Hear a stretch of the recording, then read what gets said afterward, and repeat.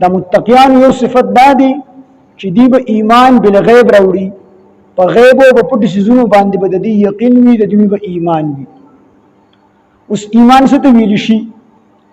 نو ایمان ویلی شي چې رسول الله صلی الله علیه وسلم د الله د طرف نه څه راوړي دي، د دې ټولو د زړه نه تصدیق کول، دا ټول د زړه نه منل دي چې کوم دی ایمان ویلی شي. اوس ایمان او اسلام کې فرق څه دی؟ نو په ایمان او اسلام کې هیڅ فرق نشته دی.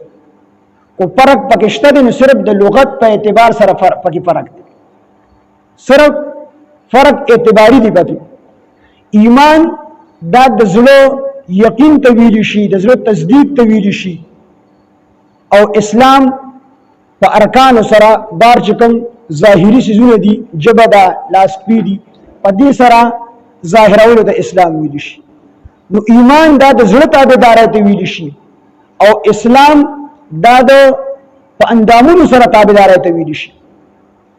ایمان دا د زړه تابعداري او د زړه یقین ته ویل شي، او اسلام دا د جبه اقرار ته په اندامونو سره نبی علیہ السلام چې د الله د طرف نه سره ولدي هغه په زړه سره ملن دې ته ایمان ویل شي، او نبی علیہ السلام چې د الله د طرف نه سره ولدي د دې په جبه سره اقرار کول، په دغه باندې عمل کول، دې ته کوم د اسلام ویل شي. نو ایمان انقیاد باطنی ته ویل شي، او اسلام انقیاد ظاهری ته ویل شي. ظاهر کې چې انسان مونږ کوي او د دې مونږ اقرار کوي چې دا د الله حکم دی، دا اسلام دی، او دا د زړه نه منل دې ته کوم دی ایمان ویل شي. نو فرق پکې صرف اعتباری فرق دی، نور فرق پکې نشته. ځکه چې ایمان بغیر د اسلام نه معتبر نه دی، او اسلام بغیر د ایمان نه معتبر نه دی. نو د زړه هغه یقینو، د زړه هغه فرمانبرداري ته چې کوم دی چې په زړه کې تر چا فرمانبرداري کوي، په زړه کې تر چا تابعداري کوي، دې ته ایمان ویل شي. او چې په جبه باندې دغه د فرمانبرداري اظهار کوي او په اندامونو سره دغه فرمانبرداري کوي، دې ته چې کوم دی اسلام ویل شي. نو ایمان بغیر د اسلام نه معتبر نه دی، او اسلام بغیر د ایمان نه معتبر نه دی. څنګه چې ماشوم دا بغیر د مور او د پلار د دوړو نشي پیدا کېدلی، د ماشوم د پیدا کېدو لپاره عام قانون دی. هو بعضی معجزات دي، کرامات هغه ته مستثنا دي، لکه مریم علیه السلام له بغیر د خاوند نه الله پاک زوی حضرت عیسی علیه السلام ورکړل، او د الله چې کوم د مریم علیه السلام کرامت. خو عام قانون دا دی چې بچی کله پیدا کېږي د لپاره پلار او مور دواړه ضروری وي. کو پلار وي مور وي هم بچی نشي پیدا کېدلی، او کو مور وي پلار وي هم بچی نشي پیدا کېدلی. دواړه د یو بل سره لازم او ملزوم دي. دغه شان د انسان د جنت تطلو د لپاره همیشه او همیشه د جهنم نه دغه نه د پاتې کېدو نه او دغه نه د خلاصېدو لپاره دواړه چې کوم دي ضروري، ایمان هم ضروري دي، اسلام هم ضروري دي، دواړه د یو بل سره لازم او ملزوم دي. نو ایمان بغیر د اسلام نه معتبر نه دی، او اسلام بغیر د ایمان نه معتبر نه دی.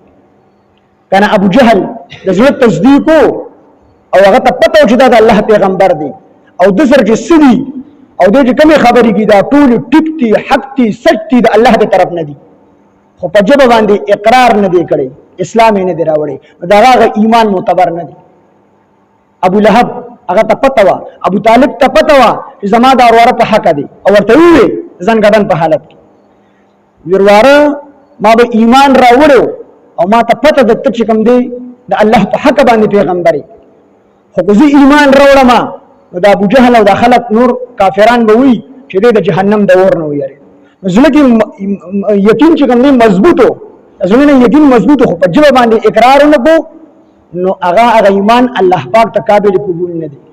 حضرت علی رضی الله عنه ته وی چې بالکل ستاسو تر دا زوی چې کوم دی نبی علیه السلام دی په حق پیغمبر دی، ته پسې ځه. نو هغه پسې لګو په خپل اور پسې نه.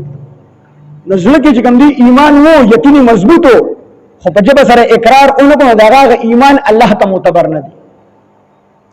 دغه رنګي په جبه سره اقرار او په اندامونو سره فرمانبرداري ښکارا کول یوازې بدیم کار نه کیږي، چې په دې ترسو تصدیق دې زړه نه کړي، زړه یقین نه مضبوط نه. کنه منافقین نبی علیہ السلام سره مونږ زموږ او په جو به اقرار وکړو چې ته الله پیغمبر یې، خو د زړه یقین یې پې نه و، نو د هغې ایمان هم چې کوم دی معتبر نه دی. ان المنافقین فی الدرک الاسفل من النار، الله پاک فرمایي دا منافقین به د جهنم د ټولو نه په هغه لاندې درجه کې. نو ایمان او اسلام د لغت په اعتبار سره په دې کې فرق شته دی، خو په حقیقت کې په دې کې هیڅ فرق نشته دی.